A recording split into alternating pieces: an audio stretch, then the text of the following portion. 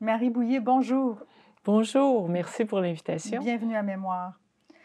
Alors, on va commencer avec le portrait de votre famille, ses origines, où est-ce que vous viviez. Pourriez-vous nous raconter un peu, c'est ça, l'origine de votre famille? L'origine de ma famille. Bon, du côté, de mon père, des Bouillés, la famille est venue de France, mais il y a très longtemps, là, il y a plusieurs décennies. C'est installé à Deschambault, dans le comté de Portneuf, dans la région de Portneuf et c'est une famille avant et mon ancêtre, sa femme était de l'Acadie. C'est OK. une Acadienne déportée qui est arrivée à Québec et qui s'est mariée. Ils sont installés à Deschambault. Mon ancêtre était armurier, donc il faisait des armes. Et puis, la famille, du côté de mon père est une famille de marins. Depuis des générations, c'est des, capitaines, mais surtout des pilotes de bateaux, sur le Saint-Laurent et donc mon père était, entre autres, un pilote, comme mon oncle, comme mon grand-père, comme mon arrière-grand-père du côté de mon père. Du côté de ma mère, la famille vient de Sainte-Anne-de-la-Pérade et aussi dans la région de Portneuf Mhm. et puis, mon la famille le plus loin que je connais, c'est mon arrière-grand-père, qui était, un militaire au début et qui a été ce qu'on appellerait de nos jours un homme d'affaires, Mhm. qui était, vraiment un entrepreneur, qui a fait de la politique municipale comme maire de Sainte-Anne-de-la-Pérade et aussi comme député, fédéral, de la circonscription de Champlain, sous l'époque de Laurier en 1900. Donc, avec Sir Wilfrid Laurier, comme Mhm. on l'appelait. Et ma famille, des 2 côtés, ils ont toujours été très impliqués dans leur communauté. Mhm. C'était des gens qui passaient beaucoup de temps à aider, sous toute forme là, la population. Donc j'ai eu des exemples assez extraordinaires de personnes dans ma famille, oui. Et vous avez grandi dans quelle ville?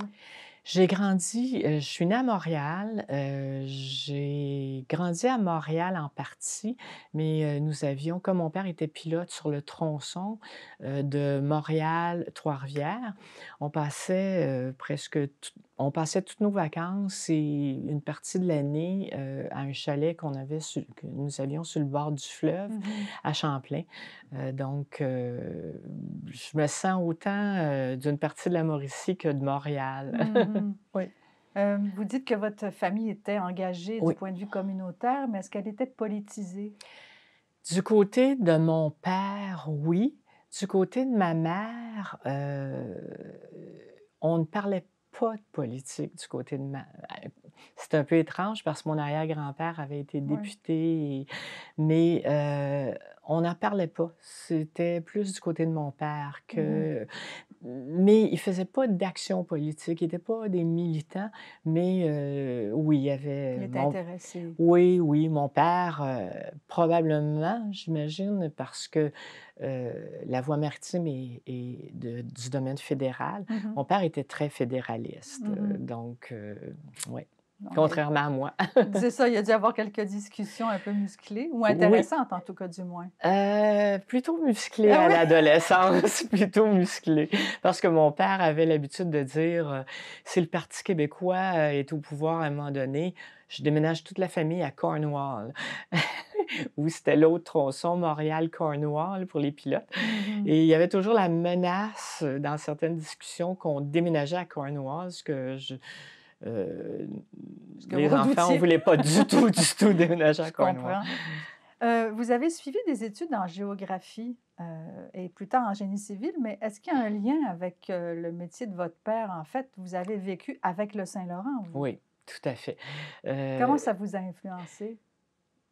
Ça m'a influencée parce que j'ai toujours été fascinée par l'eau, par le fleuve Saint-Laurent, et j'aime beaucoup la nature. Donc, je je me destinais au niveau, du cégep, en sciences de la santé qu'on appelait à l'époque, sciences de la santé parce que je voulais devenir diététiste, parce que j'ai une tante, qui est très proche de moi, qui, était diététiste et qui est devenue d'ailleurs la présidente, de l'ordre des diététistes, c'était mon modèle, sauf que je n'aimais pas les cours de chimie, Ah oui. ce qui était un gros problème et je me suis plutôt orientée vers la géographie, à l'UQAM, pour le bac. Mais avec toujours beaucoup d'intérêt pour tout ce qui était eau, bassin versant et cetera, hydraulique, même ce qui a fait que à la fin de mon bac, que j'ai terminé une dernière session, pas à l'UQAM, mais une dernière session comme étudiante visiteur à Laval, À heu, l'université à Laval? Ouais. l'Université Laval, oui, excusez. Oui, à l'Université Laval, j'ai mon tuteur de stage, j'avais fait un stage d'été à Hydro-Québec en génie de l'environnement et mon tuteur m'avait beaucoup encouragée à faire des études de deuxième cycle en hydrologie. Mmh. Mais, l'hydrologie est un domaine de pratique exclusif au Québec, là, c'est un domaine de pratique exclusif aux ingénieurs. Donc, nécessairement, si je voulais étudier en hydrologie, il fallait que j'aille en génie civil. Et donc, mes chances étaient très minces venant d'un bac en géographie, mais c'était tout un défi. On m'a acceptée avec des conditions très, sévères en maîtrise en génie civil, dont le fait qu'il fallait que je garde une moyenne de B pendant, toute ma maîtrise. Sinon j'étais en dehors du programme et pas de propédeutique pour, récupérer. Mais, j'ai bien un diplôme en génie civil de l'Université Laval. Donc, je l'ai fait, oui, sur le bassin versant, de, la rivière Saint-Charles, donc qui approvisionne en eau toute la municipalité de Québec. Ouais, Mmh. c'est un modèle mathématique, c'est un modèle, ouais. Avez-vous aimé ces années-là? Oui, oui, j'ai beaucoup aimé. J'ai beaucoup aimé ça.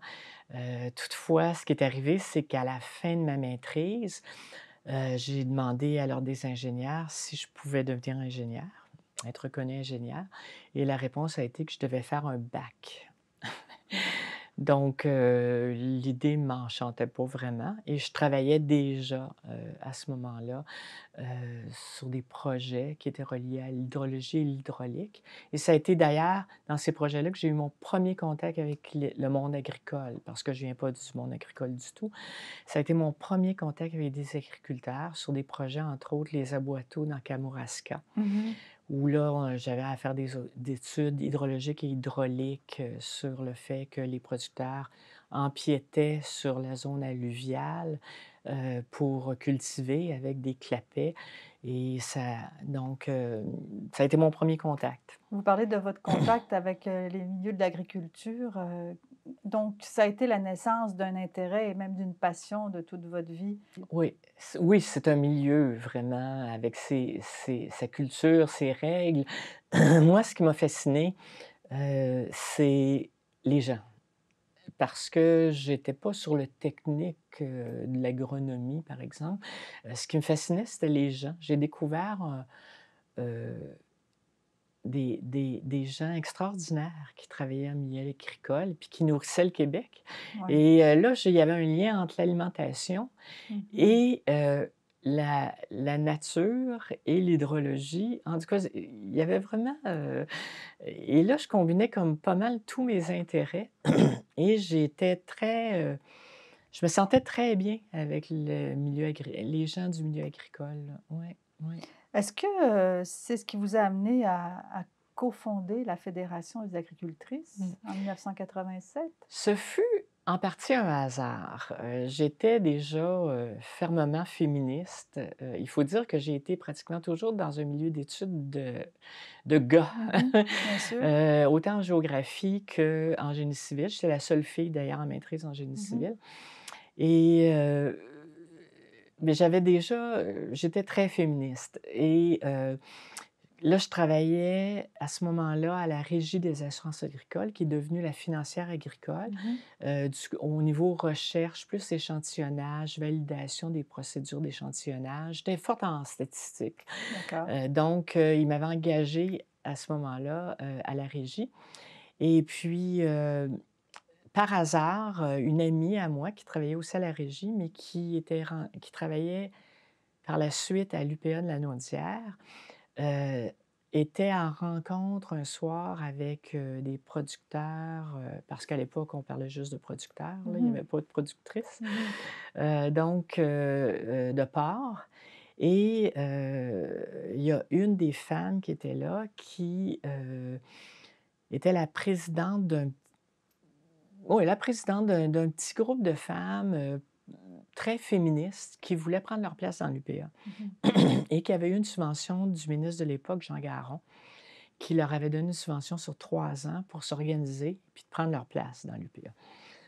Et donc, je me suis retrouvée, que mon ami m'a téléphoné après, puis m'a dit: «Il cherche une coordonnatrice, pour, mettre en place le mouvement et de structurer ça». Ouais.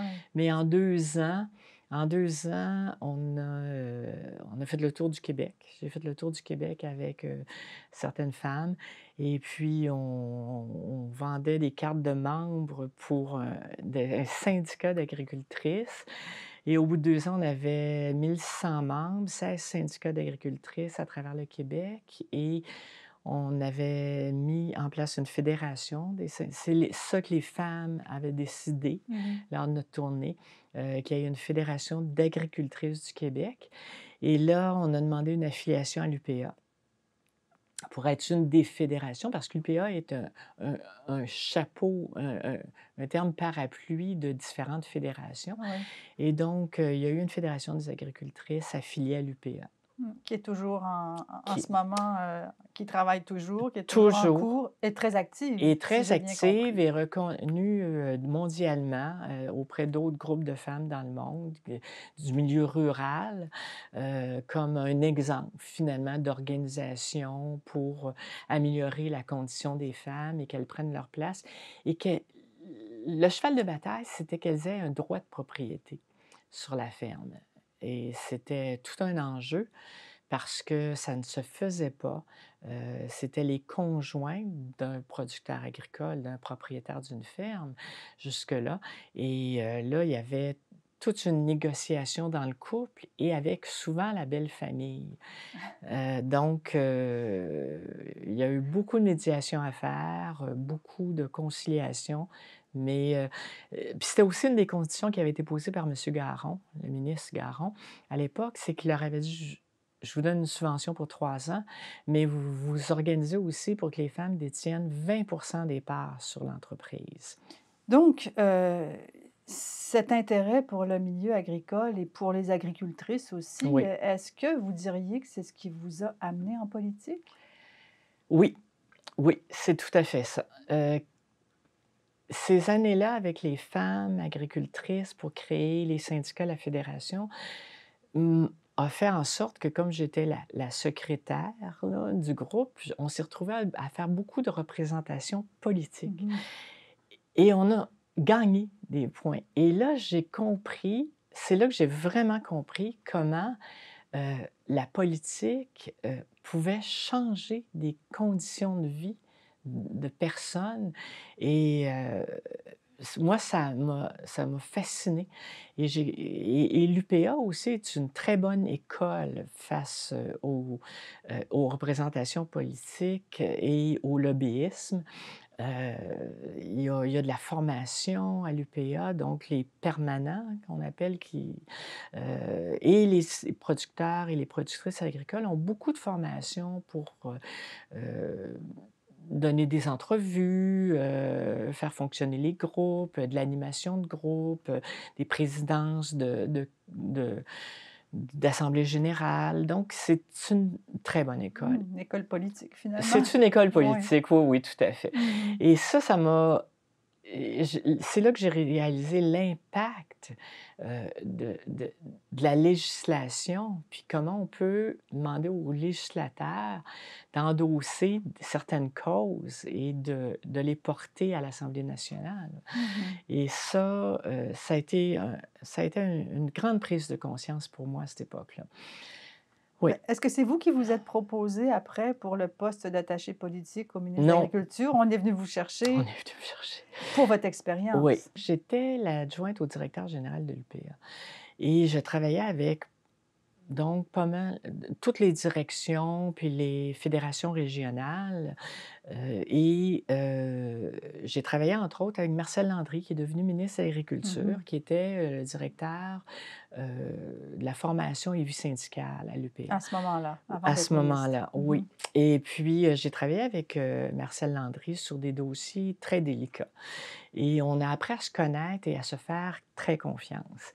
Et donc, Marcel Landry, s'est présenté comme candidat lors de la partielle qui est survenue dans Bonaventure suite au décès de, quelqu'un qui était très populaire, Gérard D. Lévesque, qui était comme une institution en Gaspésie et donc, et il a gagné, Marcel Landry, la partielle, mais rapidement après, il y a eu des élections générales. Et Marcel Landry a été réélu et a été nommé ministre par M. Jacques Parizeau, qui était le premier ministre. Et Marcel Landry m'a téléphoné un soir. Il m'a dit écoute, tu ne peux pas en parler, mais je vais être nommé ministre dans 2 jours et je veux que tu viennes travailler à mon cabinet comme responsable des dossiers agricoles. Parce que c'était le ministère de l'Agriculture, Pêcherie et Alimentation. Mmh. Donc, moi, je m'occupais vraiment des dossiers agricoles.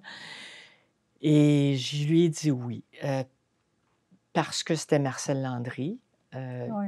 mais aussi parce que M. Parizeau avait annoncé qu'il y aurait un référendum. Mmh. Et l'entente que j'avais prise avec Marcel Landry, c'était que j'y allais pour passer la période référendaire et qu'après je quittais la vie politique là, comme attachée politique. Qu'est-ce que vous avez découvert quand vous êtes devenue attachée politique? Ah, tout un monde, parce que moi, je venais pas j'étais pas une militante, j'étais pas dans les jeunes péquistes, parce que beaucoup d'attachés politiques viennent du milieu du mouvement des jeunes péquistes, à l'époque, là, parce que c'était le Parti québécois qui était au pouvoir, mais ils se connaissaient tous, eux autres. Et moi, j'étais plus vieille, j'avais, à l'époque 35 ans, j'avais 3 enfants, déjà 3 jeunes enfants. J'étais comme un peu hors norme par rapport à ces nouveaux cabinets-là où beaucoup de jeunes se connaissaient. Mmh. Et puis, ça a été une période palpitante, la période pré-référendaire, là. C'était absolument fantastique, là. D'où on partait puis où on s'en allait, on voyait l'appui monter envers notre option d'indépendance et Mmh. ça, c'était extrêmement motivant, là. On était appelés à se surpasser, tout le monde dans les cabinets. Et quand vous avez travaillé comme attachée politique, conseillère et enfin adjointe professionnelle, est-ce que vous avez développé l'idée, enfin l'idée vous est-elle venue de vous présenter un jour, vous-même? Non, on me le disait. À l'Union des producteurs agricoles, on m'a souvent dit qu'un jour je me retrouverais en politique, mais je n'y croyais pas. Sauf qu'à force de me le faire dire Mmh. par plusieurs personnes, j'avais décidé d'aller voir une conférence de Madame Marois, de Pauline Marois, qui donnait une conférence à Montréal. Je me souviens plus exactement où, mais c'était avant même que j'aie mes enfants. J'étais avec les agricultrices à cette époque-là. D'accord, donc avant que vous soyez Oui, conseillère et politique. c'était, la conférence était sur, la conciliation travail vie politique, famille. Et comme j'étais dans un processus d'adoption à ce moment-là, j'étais sortie de là puis je m'étais dit: «OK, j'ai une vie très différente de madame Marois, Mmh. mais c'est possible, c'est possible».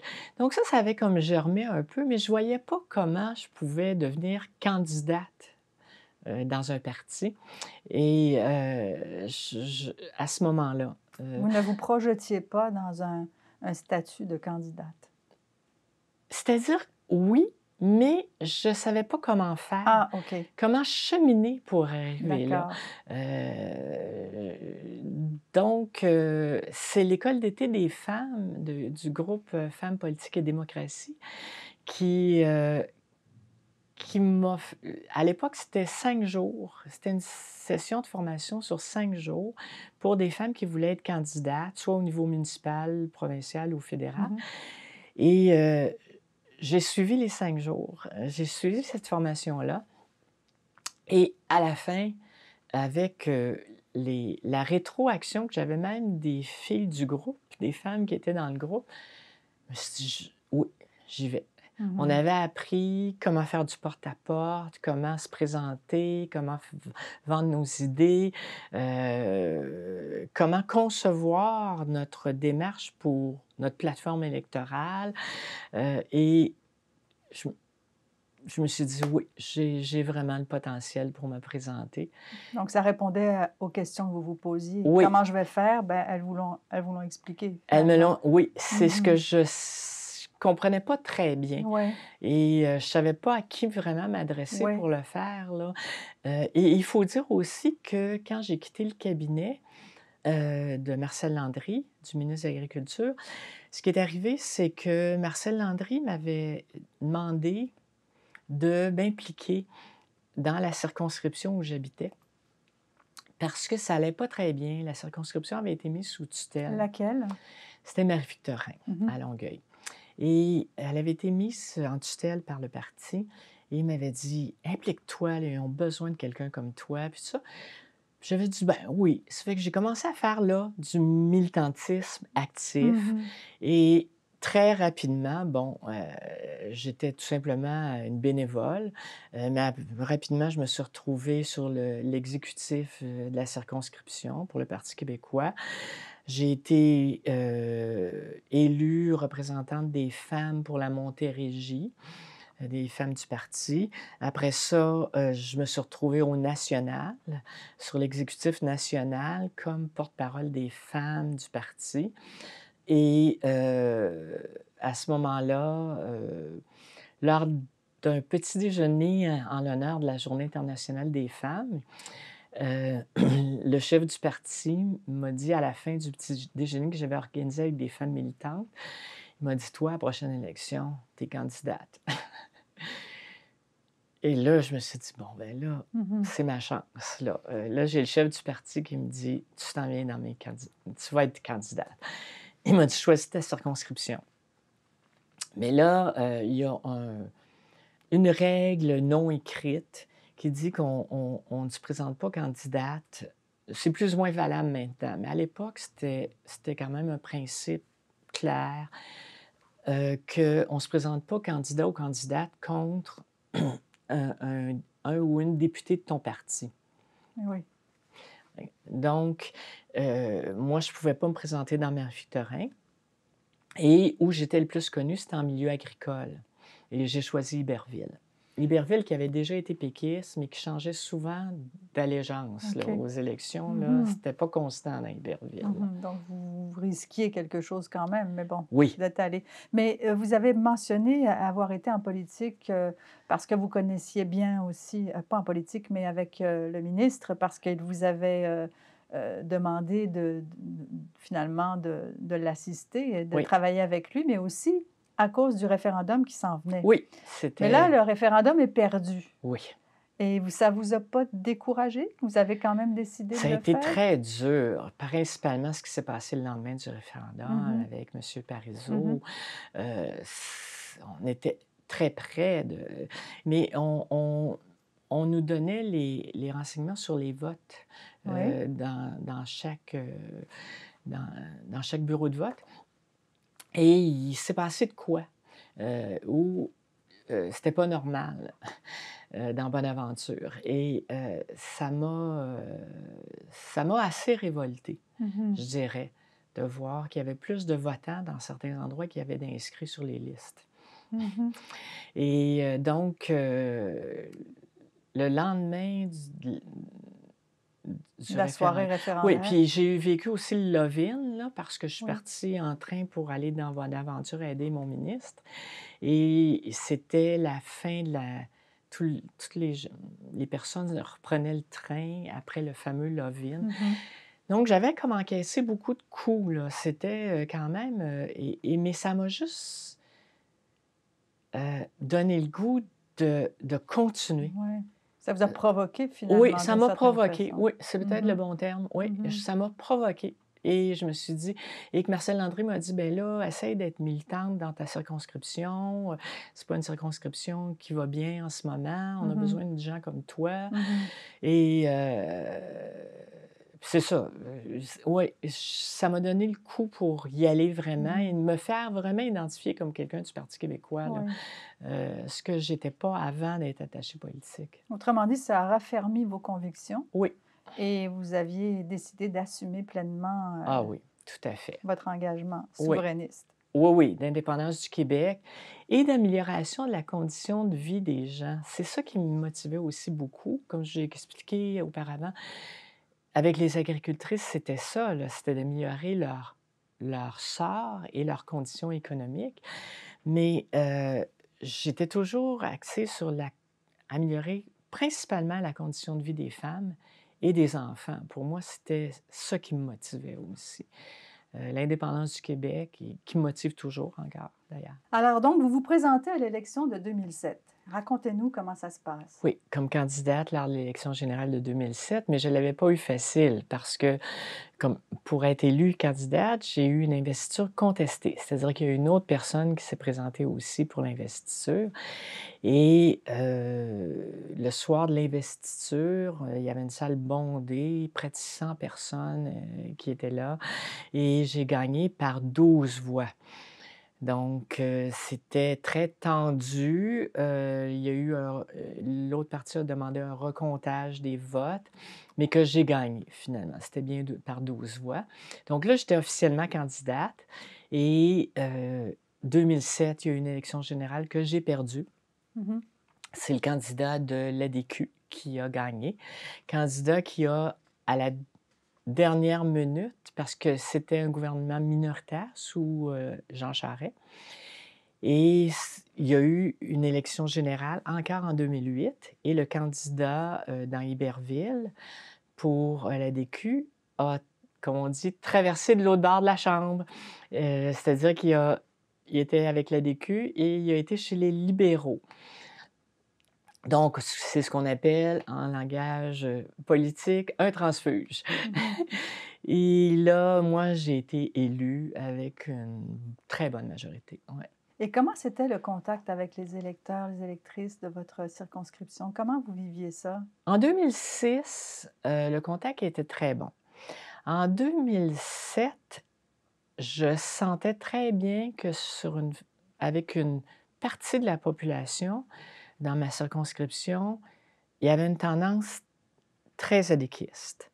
C'était des jeunes familles avec plusieurs enfants et il y avait eu une promesse de Mario Dumont à ce moment-là de donner 100 $ par mois aux mères qui restaient à la maison, qui n'utilisaient pas les services de garde.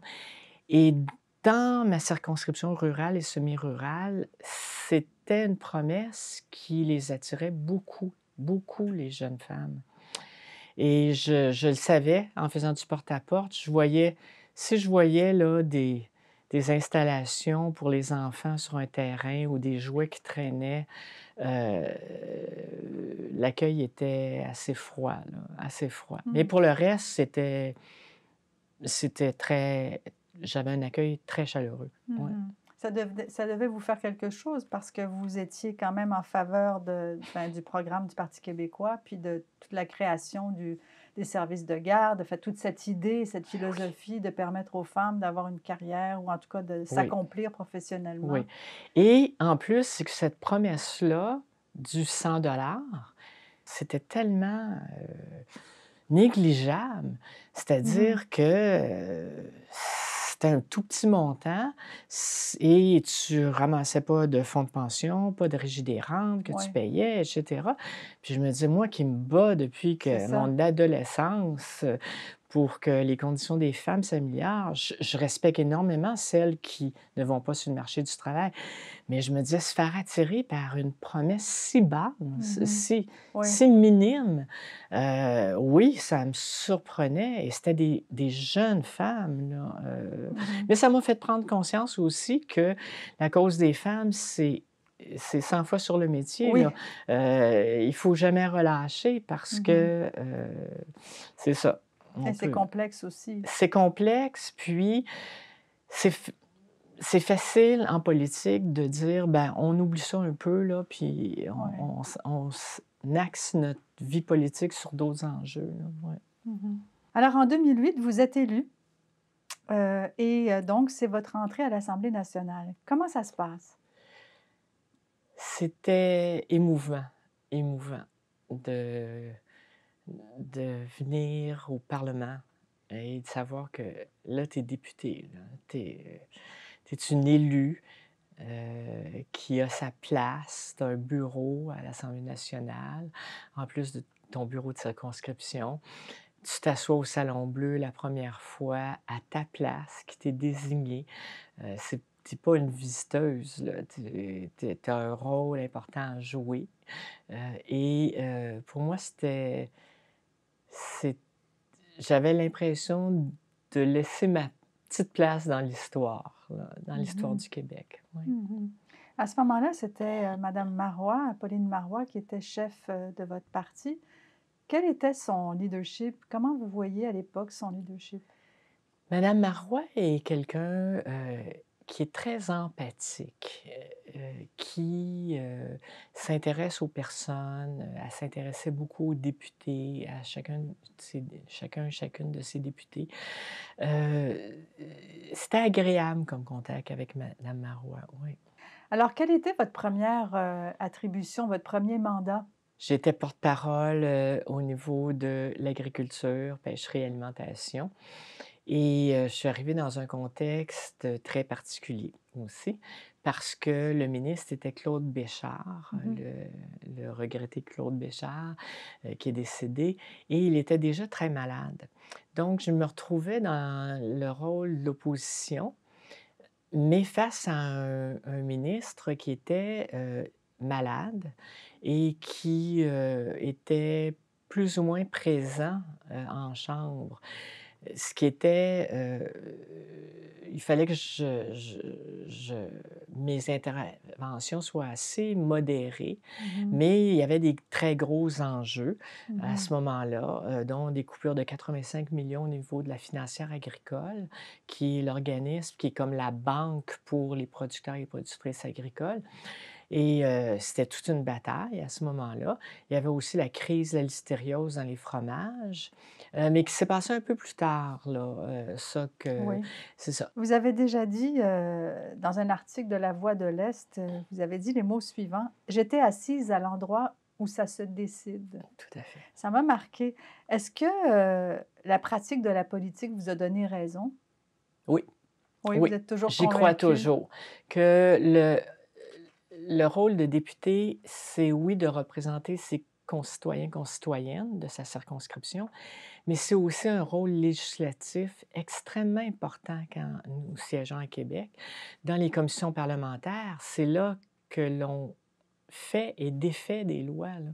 Et c'est un pouvoir énorme qui est sur nos épaules. Moi, j'ai adoré cette partie-là. Je suis quelqu'un de très méticuleuse sur les articles. J'aime travailler les projets de loi. Donc, puis je comprenais tout le sens et la portée de chaque article que nous adoptions. Oui, c'est vraiment même s'il y a une autre instance, il y a un gouvernement fédéral Mmh. aussi, mais quand même au Québec, il y a beaucoup de pouvoirs que l'on exerce et qui touchent plusieurs législations, et ça, j'ai beaucoup, beaucoup apprécié.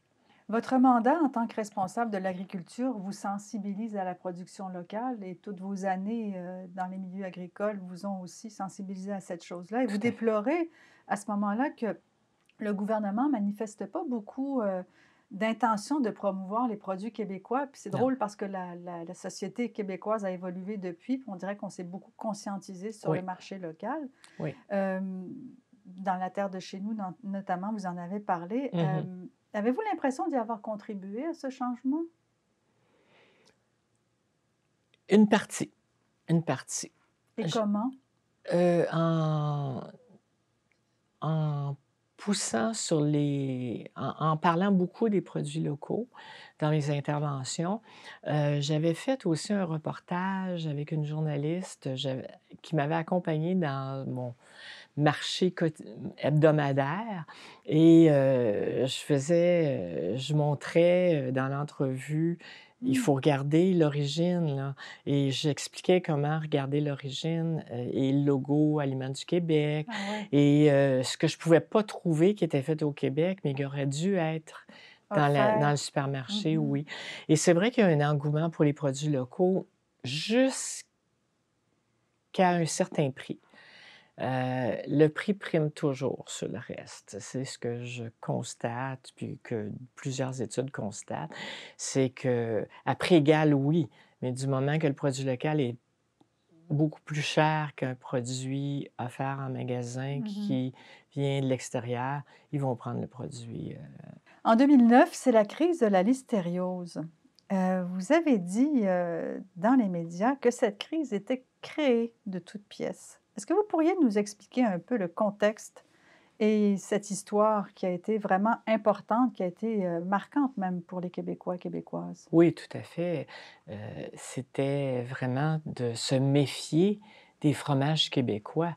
C'était comme un peu une panique, là, au Oui. niveau des consommatrices, consommateurs. Mais il y avait des enjeux qui ont précédé ça. Entre autres, toute la méfiance des 2 paliers de gouvernement envers les fromages au lait cru, qui devenaient populaires, mais que, les instances gouvernementales d'inspection des aliments refusaient d'entériner la Mmh. consommation de fromage au lait cru et la crise à l'hystériose a permis aux 2 paliers de gouvernement de mettre l'accent aussi sur le fait que des fromages au lait cru qui étaient dangereux.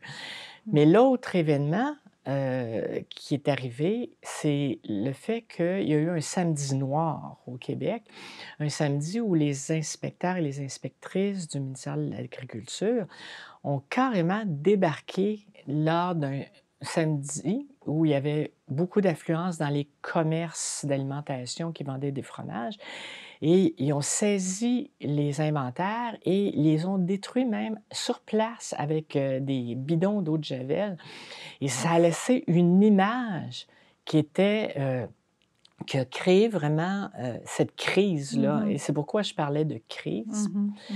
Parce que là, il y avait une méfiance, c'était devenu dangereux, les fromages du Québec et cetera et moi, je considérais que le gouvernement en place ne faisait rien pour, amoindrir, cette situation de crise, mais plutôt la perpétuait. Mmh. Vous avez travaillé aussi, vous allez être encore au front pour les fermes familiales. Ouais. Alors quels étaient les enjeux? Les enjeux, c'était une coupure de 85 millions de dollars au niveau de la financière agricole, qui est la banque pour les productrices et producteurs agricoles, parce que c'est le financement, d'une ferme, d'une entreprise agricole, est très différent de, ce qui est accordé comme financement dans les institutions bancaires habituelles au Québec, là. Donc, heu, la question, c'est que la financière agricole le ministère de l'Agriculture est qui chapeaute la financière agricole, heu, avait demandé de couper, dans le financement des fermes qui étaient non performantes, selon des critères qui avaient été établis au ministère Mmh.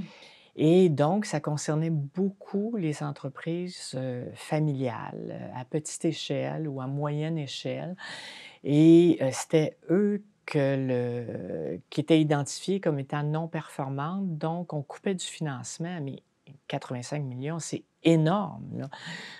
Et Sur elles les étaient nombreuses dans votre circonscription, ces fermes? oui, parce que moi, j'étais en territoire, rural ou semi-rural, donc dans les 17 municipalités, l'économie, basait beaucoup sur, les entreprises agricoles, là et Mmh. tout ce qui vient avec, machinerie et Oui. bon. Donc, oui, la coupure était importante et avait des impacts sur toutes les communautés rurales qui vivaient avant tout, de l'agriculture. Donc, Mmh.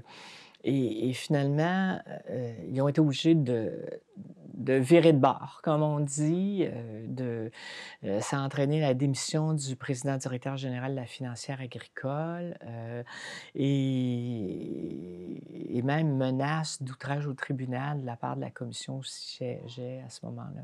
Mmh. Ouais, Donc ça a été une grosse bataille. ça a été une très grosse bataille, oui. Et ça vous a donné de l'espoir en la politique, le fait d'être capable de faire Oui, tout à reculer fait. oui. Mais chacun de ces gains-là, comme avant d'être, élue, moi, je m'étais beaucoup battue, contre les gaz de schiste. Oui. Il y avait des projets, hallucinants en Montérégie. Le gaz de schiste, l'inversement d'un oléoduc Montréal-Portland qui devait renverser le flux dans des conduites qui étaient très usées. Finalement, ça a été bloqué. J'ai réussi à faire bloquer ça comme députée, là, l'inversion du pipeline. Puis il y avait un autre pipeline qui devait passer par la rive nord de Montréal, mais à ce moment-là, j'étais présidente d'une commission. C'était moi qui présidais les Mmh. travaux, là. Il y a aussi eu, des inondations, il y a eu la fermeture de la ferme Olimel. Il y a vraiment eu des choses très graves qui se Oui, sont passées dans votre tout à circonscription. fait, oui. En effet, la pire, ça a été vraiment les inondations de Ouais. 2011. Qui ont perduré pendant 2 mois. La pluie, c'était presque 60 jours, autour d'une soixantaine de jours, où il y a plu tous les jours, où il y avait eu du temps des quantités de neige, importantes, plus importantes que la moyenne qui était tombée dans les mois précédant les inondations. Et il s'est aussi ajouté des vents très puissants. Et là, le niveau du lac Champlain s'est gonflé. Mmh. On était déjà inondés, mais jour après jour, c'était de pire en pire, là. Donc ça a duré 3 mois à peu près. Et dans ma circonscription, moi, bon, il y avait, dans la circonscription de Saint-Jean, Saint-Jean-sur-Richelieu, Saint-Paul-de-Launois, Sainte-Blaise, mais moi, il y avait 30 de mes municipalités qui étaient inondées, là. Dont moi-même, je ne suis pas devenue, mais ça passait proche. Donc, je quittais Mmh. pour Québec, puis je ne savais pas si je revenais, avec, Ouais. tout dans l'eau. À un moment donné, j'ai été libérée d'être, à l'Assemblée Oui. nationale, puis être dans ma circonscription. Et moi, j'avais choisi pendant les inondations, parce que là, il y avait de l'aide qui venait d'un peu partout. Au début, c'était la sécurité publique du gouvernement du Québec qui s'en occupait. À un moment donné, il y a eu une demande d'avoir l'armée, qui venait aider. L'armée qui est arrivée, mal équipée, pas de bottes de pluie, dans le fond, ils restaient dans leur camion, Il vous puis encourageait? c'est ça, à peu près, ou ils nous décourageaient, je ne sais pas trop. Et puis, après ça, bon, il y a eu un grand mouvement de corvée qui a fait écho à travers le Québec. Des gens de Mmh. partout venaient aider dans un mouvement de solidarité qui était très touchant. Et moi, il fallait que je me positionne. J'allais où pour mon aide comme députée? Ah oui.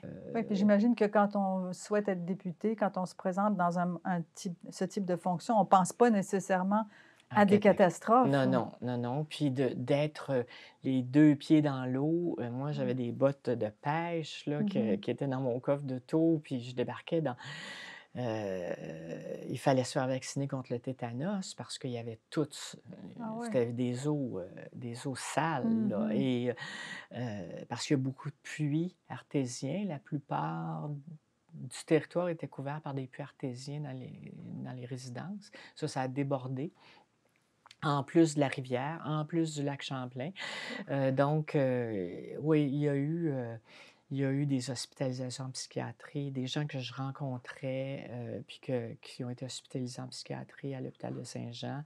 Il y a eu des suicides, Oh là entre autres, là. un producteur, je me souviens, qui était totalement découragé. J'avais été le voir et après, j'ai appris qu'il s'était suicidé, là. Ouais. Et Olimel, la fermeture d'Olimel, vous Ouais. pouvez nous raconter un peu comment ça s'est passé? Oui, c'était des travailleurs qui travaillaient donc en usine. C'était pas un abattoir, c'était de l'emballage, mais dans des conditions froides, très humides, et c'était des bas salariés, là, vraiment des bas Oui. salariés. Et Olimel avait, des relations très tendues avec certaines des usines, là. Mmh. Et ce qui est arrivé, c'est qu'ils ont annoncé du jour au lendemain qu'ils fermaient. Donc moi, j'ai mis un comité de survie en place, heu, pour sauver les emplois. Vu que je me disais: «Olimel a d'autres usines, peut-être qu'on peut relocaliser à Saint-Jean ou ailleurs».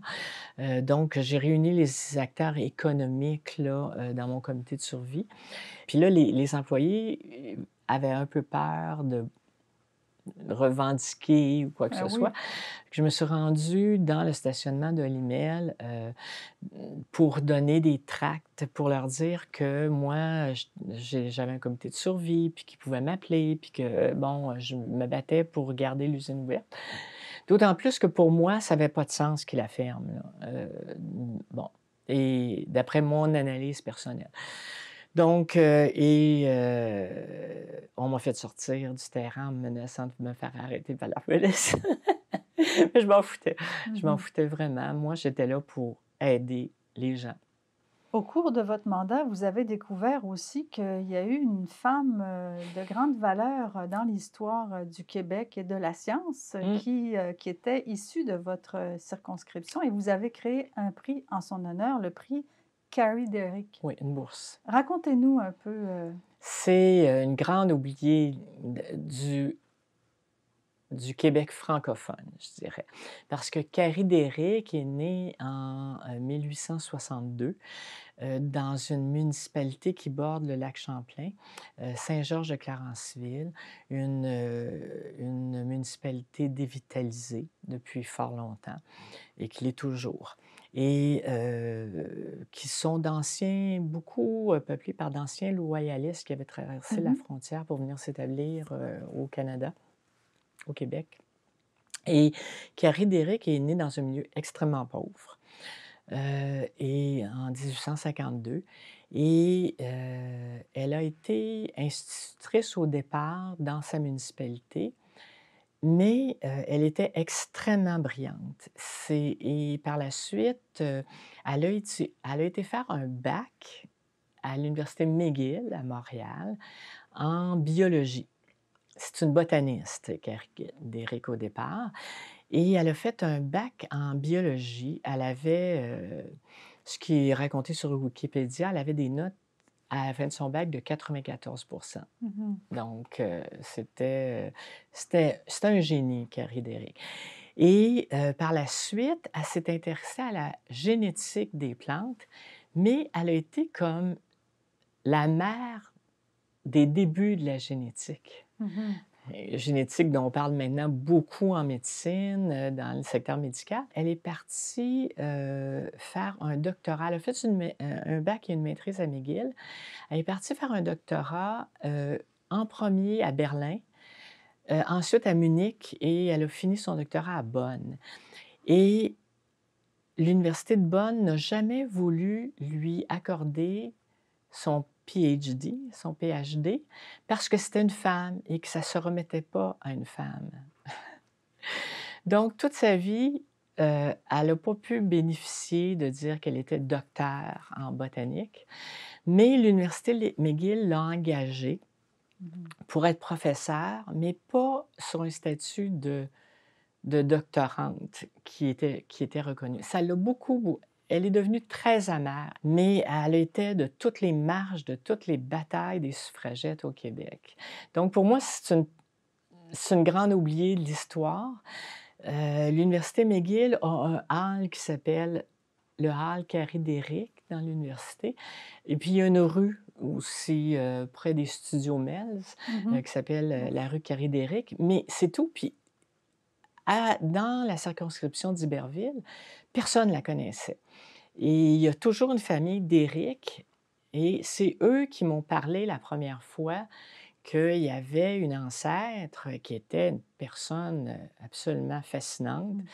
Et moi, je suis tombée en amour avec ce personnage-là, puis je me suis dit: «Moi, je vais la faire connaître. C'est Mais pas possible». vous, femme de science aussi, Oui, il y a aussi. ça. Et là, j'ai décidé de mettre en place une bourse que je remettais, lors de la Journée internationale des femmes. Il y avait un concours pour toutes les jeunes femmes qui étaient de la circonscription, qui étaient en sciences, qui étudiaient en sciences. Et je remettais la bourse, lors de la Journée internationale des femmes. Et ça a continué, je ne sais pas si ça continue encore. Moi, mon intention était de faire une fondation pour alimenter la bourse, mais malheureusement, je ne me suis pas rendue là parce que j'ai été battue Mhm. euh, lors de l'élection de 2014. Revenons à la fin donc de votre mandat Mm. où enfin il se passe des choses vraiment très c'est extrêmement actif au niveau politique et notamment avec 2012, la crise étudiante. Oui. Comment vous avez vécu, vous, ce moment d'un climat très Ah, c'était tendu à terrible à l'Assemblée l'Assemblée nationale. nationale? C'était terrible à l'Assemblée nationale. C'était les libéraux qui étaient au pouvoir. Mhm. Et ce que moi, j'en comprenais, c'est qu'ils voulaient vraiment casser les étudiants, là, vraiment casser les mouvements étudiants. Et nous, au Parti québécois, on avait décidé de porter le carré rouge. Mhm. On s'affichait carrément, même au Salon Bleu, avec notre carré rouge. Ce Mm. qu'on n'est pas... On n'est pas... On peut porter des épinglettes lors de journées mondiales, mais en général, c'est pas permis de s'afficher avec un Mhm. macaron ou pour surtout une cause Un qui... dossier en cours, Oui, là. un dossier en cours. Donc, mettons qu'il y avait déjà, ils nous voyaient arriver au Salon Bleu, les péquistes, avec notre carré rouge, la tension montait. Il y avait certains qui voulaient l'intervention de l'armée pour mettre au pas les étudiants. Moi, j'étais absolument contre. Et moi, j'avais des enfants qui étaient aux études, là, qui étaient dans le mouvement des carrés rouges. Ah ouais. Il devait y Donc, avoir d'autres députés aussi qui étaient dans cette oui, situation-là. oui, Mm. oui. Puis, donc, moi, j'étais alimentée par mes enfants, mais les amis de mes enfants. Puis, euh, finalement, bon, le Parti québécois était tout à fait d'accord avec les étudiants, ils trouvaient ça inacceptable, ce qui se passait. Et il y avait, les libéraux étaient déchaînés là, contre nous, là. Mhm. Mm. Donc, c'est ce qui créait Oui. c'était plus qu'une Mais, mésentente, c'était un climat un mais peu... il y avait déjà beaucoup, beaucoup de tensions. Oui. Beaucoup. D'ailleurs, une année à Noël, il n'y a pas eu de vœux de Noël à la fin de la session, où d'habitude, tout le monde va se donner la main de part et d'autre. Il y a une année où il n'y a eu aucun échange de poignées de main ou de souhaits de joyeux Noël entre les partis. Ah, Tout le monde est parti, c'était comme... ouf. Il y avait beaucoup, beaucoup de tensions. Donc, il y avait déjà des tensions, Mhm. mais là, c'était comme le summum, là, ouais. Mhm. Puis Mme Marois qui avait marché avec des casseroles, là, c'était comme inacceptable pour les Mhm. libéraux. Ouais. Il y aura une élection en 2012 Oui, et ça va être un gouvernement péquiste minoritaire tout à fait. et Mme Marois va être élue première ministre. Oui, tout à fait. Et j'ai Et, été réélue, moi. Ce qui était quelque chose de très particulier pour moi, parce que ça faisait longtemps qu'il n'y avait pas eu premièrement, j'étais la première femme députée de la circonscription d'Iberville. Il n'y en avait pas avant. Ça a amené une sorte de situation un peu cocasse, là, parce que certaines associations ou regroupements étaient habitués de faire affaire avec un homme, puis les inclure dans leur association ou regroupement, mais ils ne savaient pas quoi faire avec une femme députée. Mais moi, j'ai pris ça avec beaucoup d'humour, puis finalement, ça s'est réglé, mais Mhm. c'était juste particulier qui ne savait pas quoi faire. On l'invite, elle peut pas devenir membre. C'est ce qu'on appelle un changement de culture. Ah, tout à fait. Vous l'avez J'étais vraiment... confrontée à ça, Oui. là, oui. Et là, j'étais réélue. Donc, c'était aussi dans l'histoire de la circonscription un fait assez marquant d'avoir une La députée qui réélection. est réélue pour 2 mandats, là, ouais. Mhm. Et bon, évidemment, là, tout le monde s'attend à ce que vous soyez ministre de l'Agriculture, Oui, j'imagine en tout oui, cas. oui, je peux en Euh, rire maintenant, oui. oui. Ben, Oui. comment ça s'est passé donc? Parce que vous ne l'avez pas été Non, je ne finalement. l'ai pas été, Alors, non. mais vous avez eu quand même la direction ou la présidence de la CAPERN, qui Oui, est la commission d'agriculture, sur dites-moi, pêcherie, alimentation, énergie, ressources ressources naturelles. naturelles, Mhm. qui menait à l'époque des gros, gros dossiers. C'était toutes les questions énergétiques, la centrale nucléaire de Gentilly qu'on fermait, on s'est engagé à la fermer, qui n'était pas en opération, mais qui était quand même active, là. Ben oui. Et donc là, nous, on a réussi à la faire fermer, ce qu'on s'était engagé à faire. Il y avait toutes les questions d'oléoduc, ça arrive nord de Montréal. Il y avait encore les gaz de schiste, que c'était pas clair si c'était juste mis sur la glace un bout de temps, puis ça repartirait. Mais c'était Euh, tous des dossiers que vous aviez, oui, abordés au cours des oui, années précédentes. tout à Donc fait. finalement, vous vous retrouviez dans un poste, avec large vue. Ah oui, oui, puis qui m'intéressait énormément aussi, là. Pour moi, c'était du bonbon à être président de la commission, là. Oui. Qu'est-ce que vous avez aimé le plus à ce mandat-là? Bien d'être capable de mettre en place des législations. Bon, l'exemple que j'ai donné tantôt, fermer la station nucléaire, la centrale nucléaire de Gentilly. Gentilly. Moi, quand j'étais petite, je passais l'été sur le bord du fleuve à Champlain. Je voyais cons de l'autre côté de la rive, c'était les centrales, là, parce qu'il y avait plus qu'une centrale.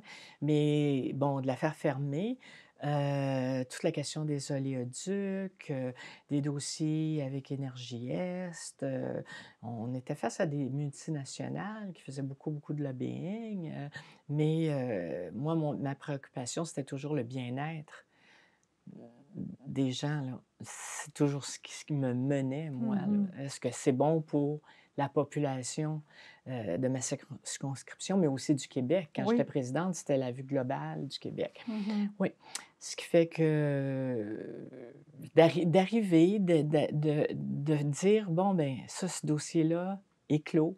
Et puis, il est clos pas dans la discorde et la bataille, là, ou Mmh. dans un scandale, mais non, il a été clos par le travail extraordinaire de chacun des parlementaires qui étaient dans la commission, là. Mais en même temps, ça unissait, vos 2 passions, à la fois d'être Oui, parlementaire, mais aussi votre expertise oui. scientifique, Tout et tout ça convergeait. oui, tout convergeait pour que j'étais bien. Mmh. J'étais vraiment bien, oui, oui, Mais on est passé par-dessus le 4 septembre, oui, 2012 quand même, qui a été une épreuve pour tout le monde, je pense, aussi traumatisante, oui, très qui est traumatisant. l'attentat contre Pauline Marois, Le soir de l'élection, rac qui madame Marois, elle a déclaré récemment que c'était un attentat politique. C'est-à-dire qu'il y a un nouveau premier ministre qui arrive et tout de suite à son élection, on essaie de la tuer, là. C'est ça mmh. qui s'est passé vraiment. Ça a été très traumatisant, d'autant plus que, nous avions, au caucus décidé, ça venait principalement de madame Marois, mais le caucus était d'accord qu'on n'en rajoutait pas. On essaie parce que c'était facile de blâmer, certaines Mmh. communautés Mmh. ou, de miser, sur le fait que c'était un attentat politique, là. C'est quand même grave, essayer d'assassiner, lors d'une élection, un nouvel élu qui est premier ministre, là. Oui. Puis c'était la première femme premier ministre. Mmh. Il y avait toute une symbolique en Ouais, arrière oui, de ça. absolument. Donc on avait décidé qu'on n'en parlait pas. Et ça, bon, même madame Marois l'a dit dernièrement qu'elle regrette qu'on n'ait pas encadré, par exemple, le discours, mais quand même d'en parler, là. Oui.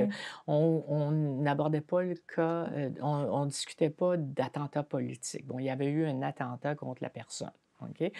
Mais, il y a eu quand même un mort, un technicien qui est paralysé à vie, là, qui est invalide à vie. Il y a eu le feu, qui a été mis, donc, c'était quand même, important, là, cette histoire-là, là. Mmh. Puis surtout qu'à la fin, on devait, tous les députés élus, monter sur la scène avec madame Marois, là. Ouais, puis il était à peu près minuit moins quart, minuit, quand c'est arrivé. Et si les choses s'étaient passées comme prévu, vous auriez dû vous trouver à l'endroit Ouais. où ça s'est déroulé, Oui, à la puis au porte où ça s'est moment, moi, déroulé. ça a tardé le soir de l'élection.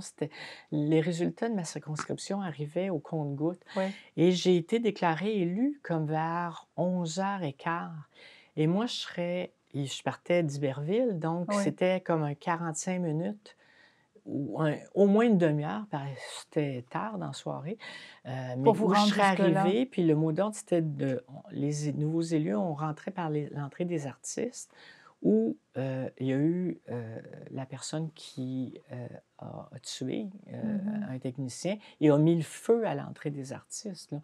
Donc, je serais arrivée probablement au même moment que, Mmh. Richard Bains, ouais. Mmh. Pour parler de l'implication des femmes en politique, vous Mmh. avez déjà dit, vous avez dit ça au Journal Le Canada français, qu'en général, les femmes font les choses différemment, Mmh. mais que parfois ça leur joue des tours. Mmh. Qu'est-ce que vous pourriez donner comme exemple pour montrer que ça joue des tours? Chacune a son style, Oui. hein, comme chacun a son style Mmh. aussi, là, mais moi, j'étais plus conciliante, médiatrice.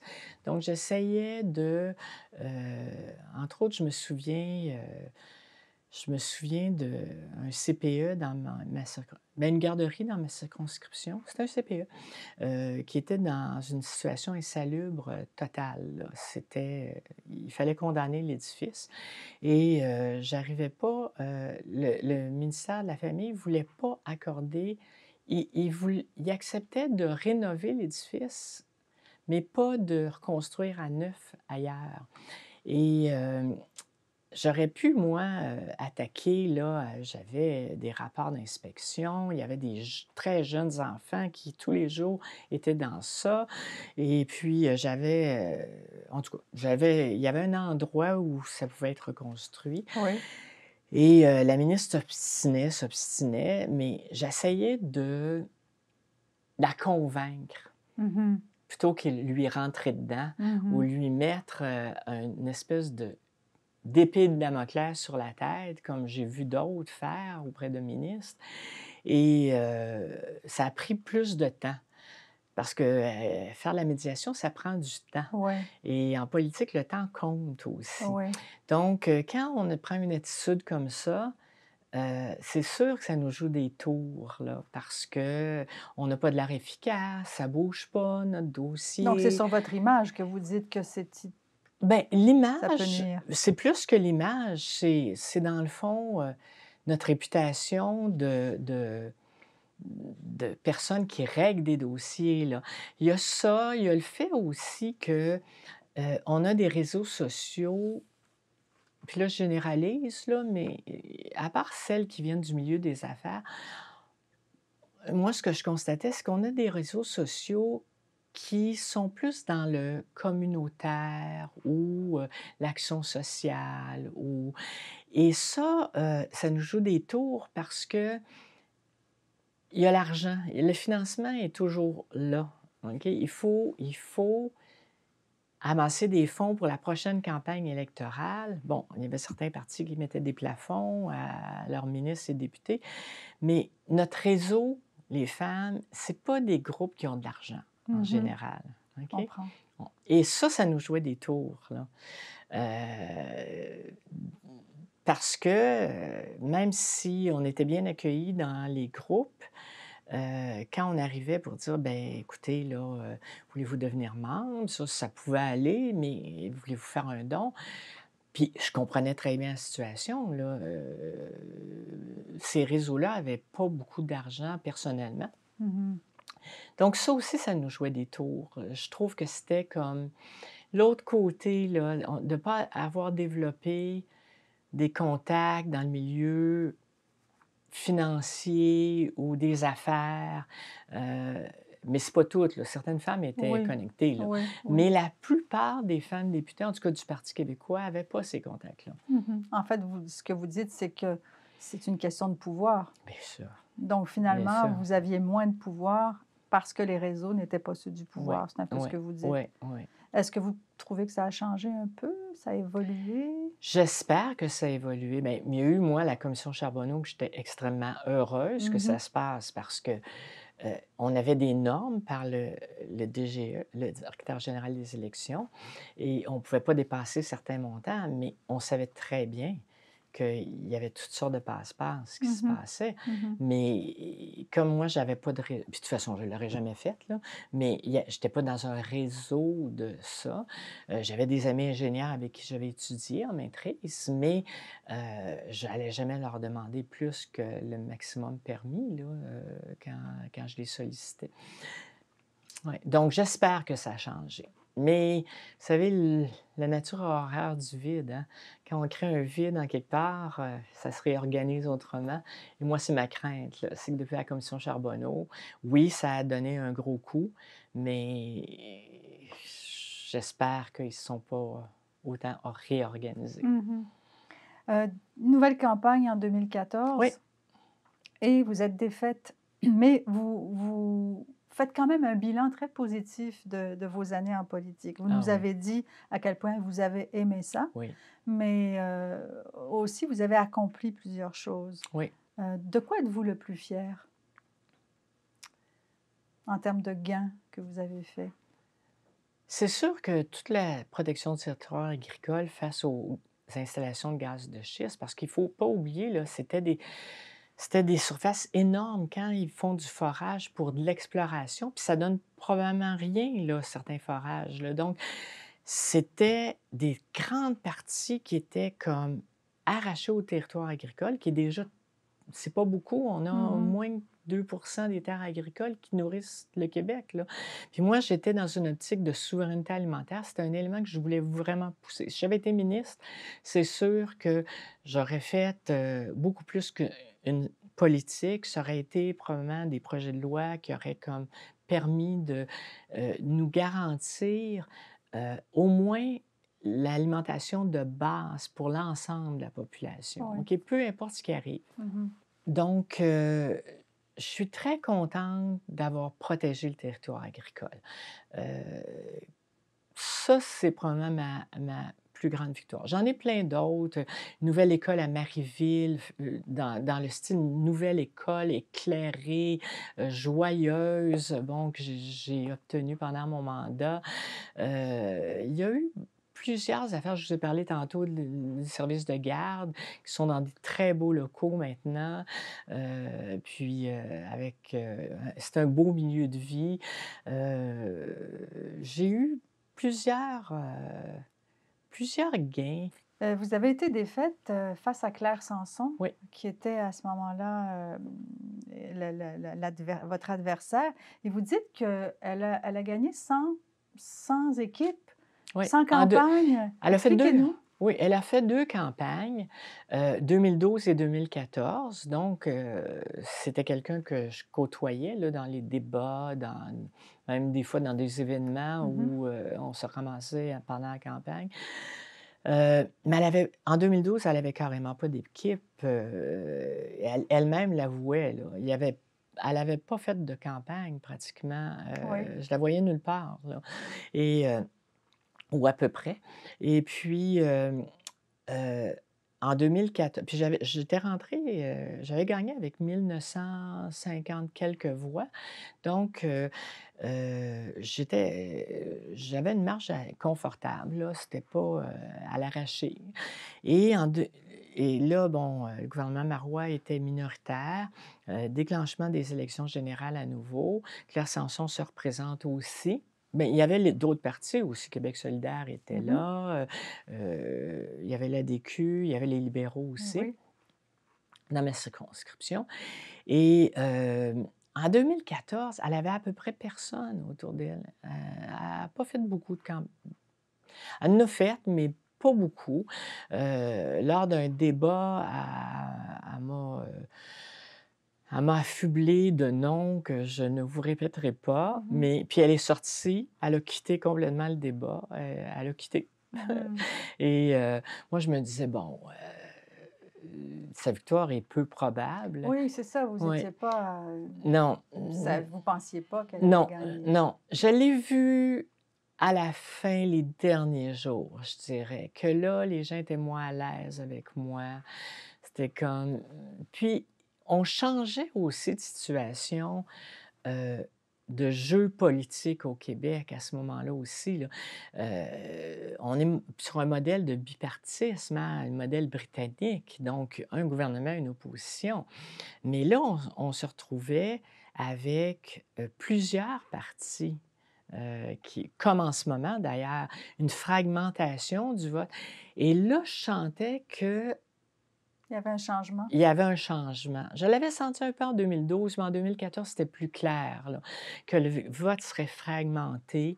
Puis, mais j'avais fait une bonne campagne, Mhm. puis, ça allait bien. Donc, je m'étais dit, puis j'étais intervenue dans des dossiers pendant la campagne, dont un centre des aînés, une résidence pour aînés qui a fermé brutalement. Je me suis ramassée dans les médias nationaux avec ça et ils mettaient à la porte les résidents, là. C'était comme: «Vous partez». C'était une résidence privée et j'avais bien manœuvré là-dedans et puis, je me disais: «Bon, j'avais fait plusieurs bons coups». Donc je me sentais assez confiante et ça a été un choc le soir de l'élection, là, Oui, ouais. Parce que dans le fond, moi, mon nombre de votants a baissé, mais le nombre de votants au total avait baissé. Beaucoup moins de personnes, ça, c'est un phénomène aussi auquel on est oui. confronté. D'élection en élection, il y a de moins en moins de personnes qui vont voter. En quelque part, j'ai été très surprise. Oui, Oui. ouais, Mmh. très surprise. Alors, est-ce que vous avez pensé peut-être prendre un temps de recueillement, de réflexion et peut-être vous représenter ou vous êtes engagé dans d'autres, tâches, dans d'autres Non, j'ai pris missions? un temps, il a fallu que je prenne un temps parce que, je vous rappelle que j'habitais dans la circonscription, moi. Oui. Mes enfants allaient à l'école dans la Mmh. circonscription, OK? J'étais connue, là. Donc, les lendemain d'élection, bon, il a fallu que j'absorbe le choc, là. Je lisais les journaux, je voyais bien que les résultats, bon. Vous essayez de comprendre aussi qu'est-ce qui s'est Oui, passé? mais j'étais plutôt sur le choc des OK. résultats Mmh. et puis, mais l'affaire, c'est que moi, ma vie quotidienne continuait dans la circonscription et on est dans des petites municipalités, là, tout le monde se connaît. Donc, pendant, la première journée, je suis pas sortie de chez moi, j'ai décanté. Mais après ça, bon, la vie continuait et j'ai donc, commencé à aller à la station d'essence et là, les gens me félicitaient d'avoir gagné et là, c'était, au supermarché, ils me disaient: «Ah, on est tellement contents que vous soyez encore notre député» et là, je me disais: Premièrement, est-ce qu'ils ont été votés?» Premièrement, parce que le taux de vote était assez bas, là et deuxièmement, c'est des gens qui suivent pas du tout la politique, là. Eux autres, ils pensent que je suis encore leur député et donc ça a duré comme 4 5 jours et jusqu'au point où mon conjoint a dit: «Regarde, on s'en va dans un centre de santé en Gaspésie, pendant une semaine. Il faut je te sors d'ici, là, parce que Mmh. le quotidien était trop difficile pour moi, là». Alors, qu'est-ce que vous avez fait après? Dans quoi vous vous êtes engagée? Parce que vous êtes restée une femme engagée. Oui, je suis restée une femme engagée, tout à fait. Ce qui s'est passé, c'est que tout de suite après, le lendemain de mon élection, il y a des gens m'appelaient pour m'offrir un travail. C'était comme: «Bon, regarde, on a quelque chose pour toi», puis moi, je savais qu'il fallait pas que je prenne une décision, rapide, Mmh. puis qu'il fallait que je prenne une pause. Moi, ça faisait, comme je vous dis, depuis à peu près 2005 que j'étais très active, Mmh. là, politiquement et ça faisait 9 ans. Donc je savais qu'il fallait que je prenne du recul et il fallait que je prenne aussi des décisions et donc on a décidé de déménager à Montréal pour se rapprocher des 3 enfants qui, eux, pendant ma vie Ouais. politique active, on avait moins vu, puis que mon conjoint se rapproche, il est à 850 mètres de son bureau à pied, là, ce qui fait que Mmh. donc on a pris une décision sur ça, puis moi, je savais qu'il fallait pas que je me presse pour retourner travailler. C'était comme je revenais sur terre parce qu'on est dans une bulle quand on est dans la politique. Veut pas, on est dans une bulle et là, ça va tellement vite que, heu, il y a des pans qu'on laisse tomber, veut pas, à la longue et donc je revenais à ça, ce qui me plaisait beaucoup et j'avais des offres d'emploi. Donc ce qui est arrivé, c'est que je suis retournée à l'Union des producteurs agricoles comme directrice générale des producteurs en serre du Québec. Les serres, étant, pas les animaux là, le Oui. gibier, les serres, les installations de serres en sériculture pour l'horticulture ornementale et l'horticulture, fruitière et légumière et c'est un monde que moi l'horticulture, j'adore ça. Donc ça me faisait plaisir. Donc je suis retournée, là et puis, j'ai commencé à avoir les soubresauts de tout le stress que j'avais vécu, qui a sorti, Mmh mh. et je suis tombée malade. vraiment carrément malade. J'ai été 14 mois en arrêt de travail et mon corps m'a dit que Ça je suffisait. ça suffisait, puis que là, c'était trop, là. Et donc, après de multiples demandes de mon médecin, qui m'encourageait à prendre ma retraite et j'ai à un moment donné cédé et Mmh. j'ai dit: «Je prends ma retraite». Ce Mmh. que j'ai fait. Et là, je me suis impliquée j'étais présidente de la Maison de la culture au cœur de la Montérégie. Je suis devenue présidente. J'étais, aussi dans l'Institut Jean Garon, sur le conseil d'administration, qui est comme un think tank en mémoire de monsieur Garon, pour le développement de l'agriculture. Puis une des clés, c'est la protection du territoire agricole, donc Mmh. ce qui est quelque chose que je crois et que je défends depuis tellement longtemps. Et j'étais aussi, présidente d'un centre de jour pour personnes handicapées, à Iberville et j'étais impliquée avec, le parrainage civique du Haut-Richelieu qui, la mission première, c'est d'inclure des adultes handicapés, heu, ou avec troubles d'autisme, ou déficience intellectuelle ou physique, ou de santé mentale, les inclure dans la société via le parrainage. Donc, c'est un peu les grands frères, grandes sœurs, mais pour adultes. Oui, parce qu'on n'en a pas parlé, mais vous avez, des enfants qui ont des déficiences et vous avez Oui, adopté des enfants qui ont eu oui, j'ai adopté 3 enfants. Sur nos 6 enfants, il y a quand même, 2 3 qui ont des problèmes psychiatriques et il y en a une qui a une déficience intellectuelle, qui mmh est tout autre chose, c'est un autre mh. monde, là. Mmh.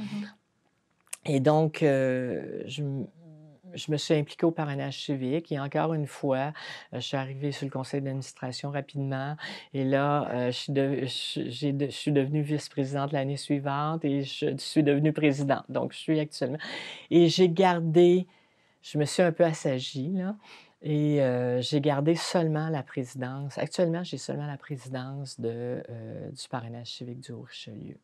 Ouais. Quel conseil vous donneriez à une jeune femme qui veut se lancer en politique aujourd'hui? D'y aller, mais bien entourée. Je pense que de vivre son rêve, même s'il semble le plus fou, heu mais de bien s'entourer puis d'aller chercher de la formation. Comme moi, c'est vraiment l'école d'été des femmes qui m'a donné la formation, là, parce que juste faire du militantisme il y a différentes façons, puis on ne donne pas vraiment du moment que tu es bénévole, les organismes cherchent tous des bénévoles, hein. Ouais. Fait que du moment que tu es bénévole, c'est comme: «Vas-y, aide-nous», puis, mais de s'outiller, mais de bien s'entourer. Déjà de s'entourer de personnes qui pourraient nous aider dans une campagne électorale éventuelle, hem quelqu'un qui serait notre doc qu'on appelle, directeur d'organisation de campagne, avoir quelqu'un au niveau du droit, qui peut être notre conseiller légal, quelqu'un au niveau des finances, qui va être capable de faire le budget, puis de fournir tous les documents au directeur général des élections, les fameux rapports. Puis d'avoir un réseau de personnes qui ont de l'argent. Mmh. C'est plate à dire là, mais on dit souvent que l'argent mène le monde. Moi, je veux pas mettre trop d'importance sur l'argent, mais d'aller chercher d'aller vers des réseaux de femmes d'affaires, de chambres de commerce, Mmh. un milieu que moi je fréquentais pas là, du tout là. Mmh.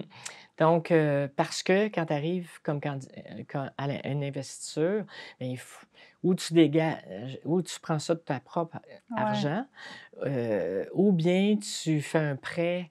Souvent, ce qui arrive, c'est que tu vas à la banque, tu fais un prêt personnel, mais là, si tu ne remportes pas l'investiture, il faut que tu aies quand même les reins solides. Donc, il faut y penser. Donc, je pense, oui, d'y aller. On a besoin de femmes en politique, on a besoin de différents modèles. Je vous ai dit, antérieurement que j'avais été à une conférence de Pauline Marois sur la conciliation, vie politique-famille, mais j'étais ressortie de là en me disant: «Bon, elle vit d'une façon fort différente de moi, là». Je veux dire, je ne pouvais pas me reconnaître dans son style de vie, mais dans ce qu'elle a fait en politique, puis comment elle est arrivée là, puis de concilier la famille, bien, je me disais ça, je me vois faire ça aussi, là. Donc, c'est ça. Marie Bouillet, merci pour ces entretiens. Ça a été très agréable. Merci beaucoup. Alors, qu'est-ce que ça vous fait d'entrer ici après tant d'années? Plein d'émotions, plein de souvenirs. Un endroit magnifique, chargé aussi d'histoire. Et c'est comme si je suis un petit grain de sable dans l'histoire, là, au niveau de la politique au Québec. C'est très touchant. Et surtout, ça a été la même chose quand je suis venue siéger la première fois au Salon Bleu. C'est un lieu qui a vu plusieurs générations d'élus passer, modifier l'histoire du Québec. Mais c'est aussi pour moi, là, je me disais en rentrant, c'est le haut lieu de la démocratie au Québec. Une démocratie qui est fragile, mais qui fonctionne. Et c'est tellement fantastique là, de me retrouver ici à nouveau. Là. Et est-ce que vous avez un souvenir qui vous marque, là, qui s'est passé ici, quelque chose qui vous est resté en mémoire? Il y a peut-être 2 souvenirs. La première fois que je suis venue siéger, où j'étais de ce côté-ci du Salon Bleu, dans l'opposition. Donc, le premier moment où je me suis assise à ma place, qui était identifiée à mon nom, et l'autre souvenir, c'est quand je me suis assise du côté du gouvernement, où là, c'était nous, le gouvernement, et je faisais partie du gouvernement. Et donc, c'est 2 souvenirs merveilleux et que j'ai beaucoup, qui vont rester dans ma mémoire jusqu'à la fin de mes jours. Merci. Bienvenue.